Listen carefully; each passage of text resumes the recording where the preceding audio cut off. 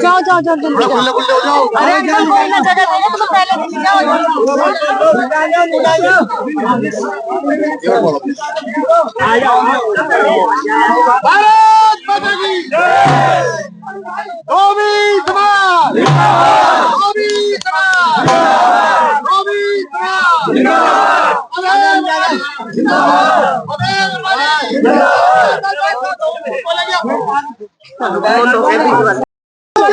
क्या कहेंगे आज ये धोबी समाज सैकड़ों की संख्या में धन्यवाद करने आया है आपको, क्या संदेश आता है? संदेशा यही है कि ये हमारे भाई हैं और इनका प्यार देख के मैं अभिभूत हूं और भविष्य में इनके लिए लगातार काम करते रहूंगा। पहले भी किया है, अभी भी करूंगा और आगे भी करते रहेंगे। धोबी समाज सर चाहता है कि हमें हर प्रकार भागीदारी मिलनी चाहिए, जैसे कि मैडम ने बताया है, जैसे दलित समाज की कोई भी जो लोग हैं हमारे समाज को भी उसमें शामिल किया जाए। बिल्कुल, इनकी बात आज आया है ना, इस विषय पे चर्चा करेंगे और हम इस समाज को अपने से अलग मानते ही नहीं है, भागीदारी भी पूरी मिलेगी। सर कब तक ये थड़े की बात की आपने जो मुद्दा उठाया, कब तक पूरा हो जाएगा? अभी देखो लगभग 3000 थड़े की बात मंत्री जी से हुई है और वो जल्दी ही उसको पूरा करेंगे। जी आयोग का भी आयोग के लिए प्रस्ताव मैंने उनको मुख्यमंत्री जी को दिया है, उस पे जैसे ही विचार होगा आपको बता दिया जाएगा। एक भाई साहब, ये यूडी में ना जो किराया दुकान अलर्ट हो गई है, उनके किराया जमा नहीं हुए, वो सब लिख के दो करेंगे ना, वो सब लिख के दो कहेंगे। आज आश्वासन उन्होंने दिया है, ये विधायक जी ने जो कहा है वो करा है। आज से पहले भी जो वादे इन्होंने हमसे करे हैं वो पूरे करे हैं और अभी इन्होंने प्रेस स्थलों के लिए लक्ष्मी नगर विधानसभा में 1 करोड़ रुपए अपने फंड से दे दिया है।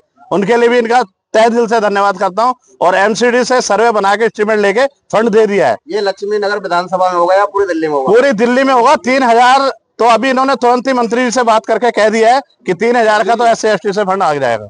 तो और किस तरह से और 1 करोड़ रुपए इन्होंने अपने फंड से, निजी फंड से दिया है सर। किस तरह से आपने जो बातें आपकी जो हमारे समाज की हर विधानसभा से लिस्ट बन रही है, तो उस हिसाब से हमारे सबके वो बन रहे हैं और ये बहुत ही जल्दी शुरू हो जाएंगे और ये बनेगा। और आयोग के लिए भी डिमांड चली गई है, हमारा धोबी कल्याण का अगर आयोग बन गया तो हमें आधी समस्या तो हमारी वैसे खत्म हो जाएगी। कितनी उम्मीद करते हैं भाजपा सरकार पे? हम तो 101% करते हैं जी। 100। एक मिनट। हाँ जी पत्रकार जी, आपको बताना चाहता हूँ मैं, भारतीय जनता पार्टी जब दिल्ली और देश के अंदर में रही है तो धोबी समाज के साथ में न्याय हुआ है। इससे पहले भी आप देखेंगे जब सुषमा जी की सरकार थी तो लगातार दिल्ली धोबी सभा को दुकानें मिली। हमारे चेयरपर्सन जी भी इस बात को जानते हैं और माननीय सुषमा स्वराज जी भी जब थी तब भी दुकानें मिली है, मदन लाल खुराना जी थे तब भी मिली है। तो लगातार जब अटल बिहारी पूर्व में प्रधानमंत्री थे तब भी हमारे समाज का न्याय हुआ है, कहीं ना कहीं हुआ ही नहीं हुआ भाई साहब। और उसी तरह आप कई साल बाद जो है भारतीय जनता पार्टी की सरकार दिल्ली में आई है तो मेरा ऐसा आपके सामने माननीय विधायक जी ने बताया, हमारे समाज के विषय को दिल्ली विधानसभा में जोरों जोरों से उठाया नहीं उठाया? बताओ भाई, सच है झूठ है? उठाया ना। तो इसलिए मैं आपको बताना चाहता हूं कि आज भारत के अंदर और दिल्ली शहर के देश की राजधानी में दिल्ली के अंदर में विधानसभा में बड़े पैमाने पे जो आवाज उठाई है वो अभय वर्मा जी लक्ष्मी नगर से विधायक है, उन्होंने उठाई है, जो आपके सबके बीच में उपस्थित थे। और उन्होंने ये सुनिश्चित भी करा है कि मैं तो 2100 की मैं मांग कर रहा था, यहाँ पे बता दिया उन्होंने 1000 सीधा बढ़ा दिए, 900 थड़े और बढ़ा दिए। 3000 प्रेस थड़े आपके लिए बनने जा रहे हैं, बहुत बड़ी बात है। 70 विधानसभा में श्रीमान जी पत्रकार जी आपको बता दूं मैं जी, किस तरह से मिलेंगे जो ये इसकी सूची बनती है। जैसे हमारे जो दिल्ली धोबी सभा के जो अध्यक्ष होते हैं उनके, जैसे मैं महासचिव हूँ और मंडल जो जिले के अध्यक्ष होते हैं और जो मंडल के प्रधान होते हैं उनके द्वारा ये सूची तैयार करी जाती है। उसमें हम पूरा डिटेल प्रॉपरली नोट करते हैं, कहाँ वो व्यक्ति प्रेस कर रहा है। मैं आपको विवरण पूरा दे सकता हूँ, ठीक है ना। वो कहाँ प्रेस करता है, कौन से एरिया में करता है, कौन सी विधानसभा में करता है, उसका पूरा गूगल मैप से नक्शा तैयार करा जाता है। वो व्यक्ति अगर असली है, जेन्युइन है, वो भी हम उसमें इंक्वायरी करते हैं।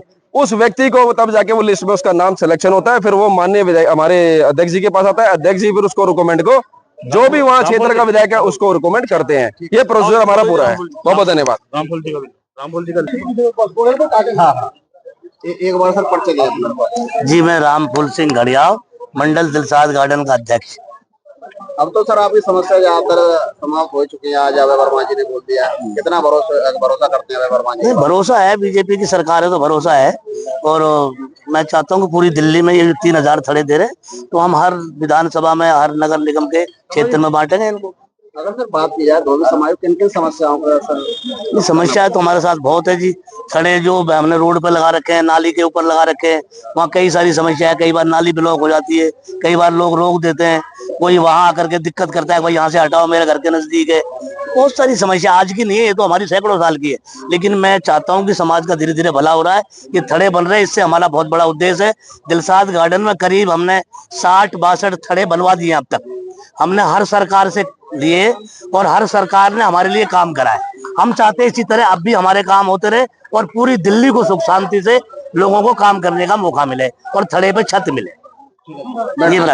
आज किस तरह से दिक्कतों का सामना करना पड़ता है? सर, जिनके घर के आगे प्रेस लगाते हैं ना, वो कभी भी हटा देते हैं, गाली गुप्ता देते हैं। तो हमारे लिए तो छत दी जाए प्रेस की दुकान की, और बाथरूम का लेडीजों के लिए वो करा जाए। आज अभय वर्मा जी ने आश्वासन दिया, कितना ऐसे मांगते हैं? मिल जाएगी जब है जी। हाँ, बहुतों को तो मिल गई है, पर हम जैसों को मिले जब है ना। हम तो बहुत परेशान है। जिसके घर के आगे लगाते हैं वही गाली दे देता है और गंदी गंदी गाली देता है। बताओ कहाँ तक सुने। हम तो बहुत परेशान है। और राजौरी गार्डन विधानसभा से हैं, पश्चिमी दिल्ली से हो। ये 27 साल के बाद में सरकार आई है। जब मदन लाल खुराना जी की सरकार बनी थी तो मैं दिल्ली धोबी प्रकोष्ठ का अध्यक्ष था भारतीय जनता पार्टी में। भारतीय जनता पार्टी ने काम किया है और SC/ST बोर्ड के मेंबर पहली सरकार में ही हमें बनाया और पहला ही मुद्दा है। आज बात की जाए, अभय वर्मा जी से मुलाकात की, आपने ये धन्यवाद भी दिया, उन्होंने आपकी आवाज उठाई। किन किन मुद्दों पर चर्चा आपकी आज अभय वर्मा जी से? बिल्कुल सत्य है, ये जो आवाज उठाई है, उन्होंने जो काम किया है। पहले जो श्री मदन लाल खुराना जी ने जो ऐलान किया था पहली सरकार में, हर विधानसभा में 5-5 थड़े बनाए थे और समाज के पूरी तरह से काम करने के लिए उन्होंने अपना वायदा पूरा किया और अलॉटमेंट कराई है सारी दुकानें।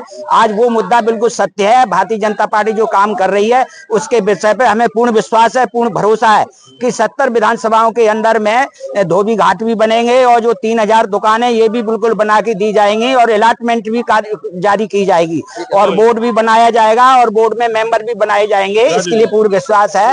धन्यवाद। शारदा विधानसभा के अंतर्गत मैं प्रधान हूँ और जिस तरह अभय वर्मा जी ने विधानसभा में हमारे समाज के लिए उठाई है, आवाज उठाई है, ये बहुत बड़ी बात है हमारे समाज के लिए। और टाइम पे प्रेस थड़ों का निर्माण हो भी रहा है और आगे भी उन्होंने 3000 प्रेस थड़ों की घोषणा की है कि जल्दी उस पर कार्य होगा।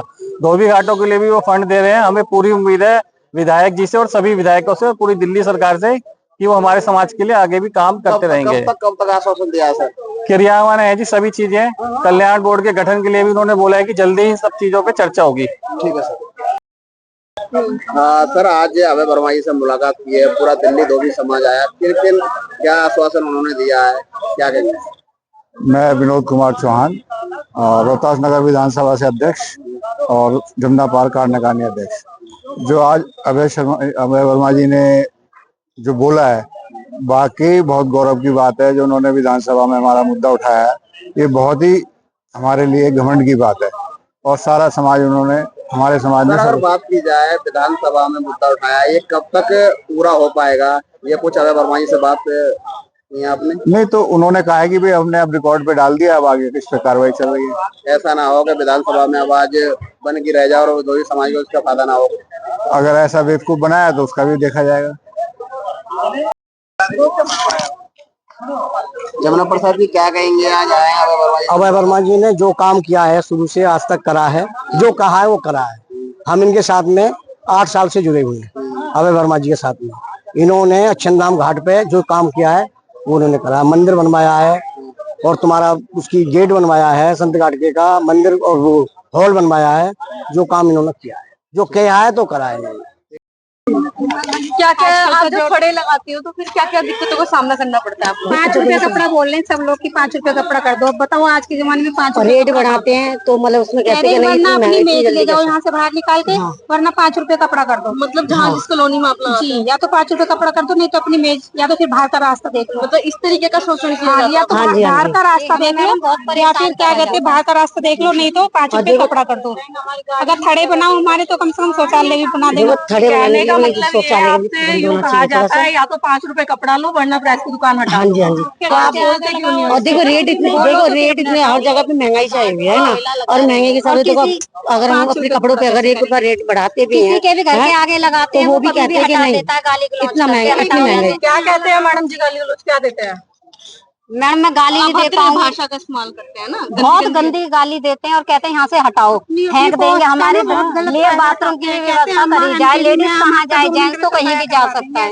कंप्लेंट कर देंगे, ये कर देंगे। 2 रोटी का काम है हमारा, हम कहाँ जाएंगे?